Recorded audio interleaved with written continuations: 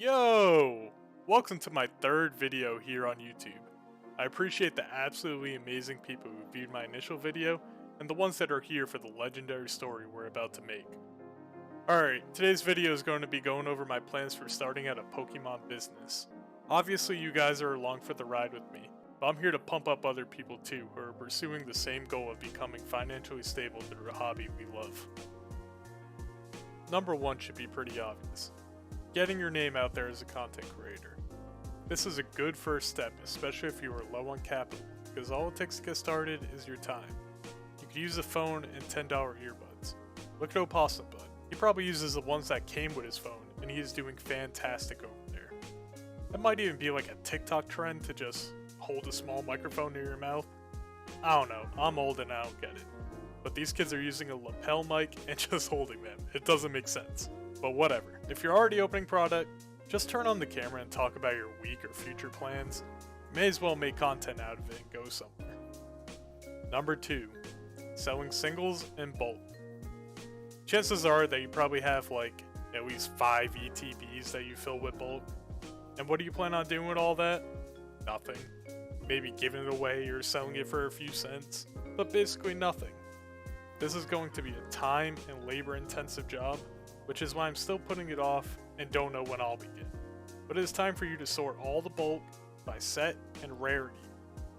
A bonus tip, once it's all sorted out, see what you could do about making kind of full sets for the expansion. A partial collection is much more valuable to a collector than sorting through bulk, which is why we're giving ourselves this mundane task. Having all these individual sales is going to help in the long run too, especially if we're building a returning customer base. Who's number 46,853? Number 3, buying from Japan. If you're looking to flip sealed, Asian languages are probably the best way to go with starting out. People like you and me aren't likely to get distro for English product, so start making friends with people in Japan. The margins aren't what they quite were because Japanese exporters have noticed that we're obviously just selling them for higher prices here, so don't expect to be getting $40 booster boxes shipped, but you can still find plays there. But Jay, how do I find these people? It's pretty obvious. Search Instagram for people who look like they live in Rudy's bathroom. I might get in trouble for this one, I might not, but just look up someone trusted you know who is already selling a high volume in Japanese, then go through who they are following on Instagram. Boom, there's a curated list of semi-trusted people for you to start. Obviously, do your own research and risk analysis when sending money to strangers across the world though. Don't get scammed. Number 4, grading and cracking graded cards. We've all seen the posts on Reddit about people complaining that grading is inconsistent. The PSA worker stubbed his toe when he woke up, so you got a 9 instead of a 10. We want to take advantage of cards that we think were unfairly graded. It doesn't all have to be a 9 to a 10 though. Look at the vintage cards. One numeric leap and that could be hundreds of dollars and in some cases thousands for profit.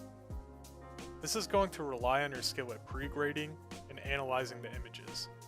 If you're buying on eBay, make sure you're zooming in on the photos the seller provides, and then look up the graded scans too for a higher resolution.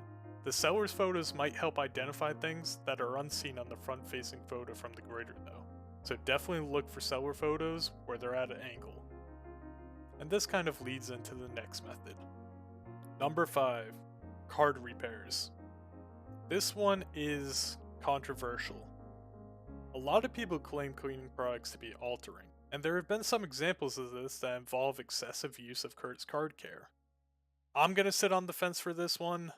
I'm certainly not a purist who thinks you can't even use a damp cloth to wipe off the card. I've also never used a creamy polish to buff out scratches. Card repairs can be used by you in improving card's value, or if you wanted to buy a PSA 5 for example, crack it out, clean it up, and resubmit for a PSA 7. You could get by on a budget with just a jeweler's loop and a Q-tip, or you could get a little crazy with digital microscope and a whole card cleaning kit. Alright, these last two are pretty much just tips, with larger dedicated videos coming in the future. Number 6, open product responsibly. This will probably be my next video. But with the current craze, I know if you finally see something on the shelves, you want to get it and likely open it. But really think about what your expected value is when you open something. Does it make sense to open a booster box that is $200 when the top 3 most expensive cards are $50, $30, and $20? Not saying you shouldn't open sets you enjoy, but if you're being financially responsible, then it makes sense to just keep it sealed. Again, dedicated video coming for this next. Number 7. Get distro for English products. This should basically be your end goal if you're looking to start a Pokemon business. The problem is that distro kind of requires you to have a brick and mortar store. It's a chicken and the egg scenario here. Nobody is going to start off by locking in a 3-year retail lease and paying $2,000 a month just to wait and hope their application gets approved, and then they get enough allocation to survive off of it.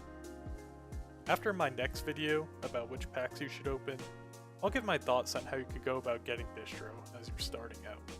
I haven't done it yet, I'll give the ideas that I have. I wanted to give an honorable mention to some stuff I thought of after this. You could scan eBay for new listings and see if there's any good deals that you can grab right away. Obviously, getting trades in your favor, if you offer a percentage for trades, that could give you a way to start. And then sadly, actual scalping is a way to build money, of course. I don't recommend it. It's morally low. Don't do that. That wraps it up on this video. Let me know if this was helpful, or if you have any unique ideas that you thought of yourself to start ramping up profit at beginning stages. I'd prefer you drop a comment and start a discussion around this hobby we enjoy, but if you don't want to do that, then at least hit the like button for me and claim your spot as an early subscriber. Wouldn't it be cool to be one of the first people on this channel if this ever gets somewhere around 50k subs? Whew, that'd be nice. Alright guys, thanks for watching, and I'll see you next time.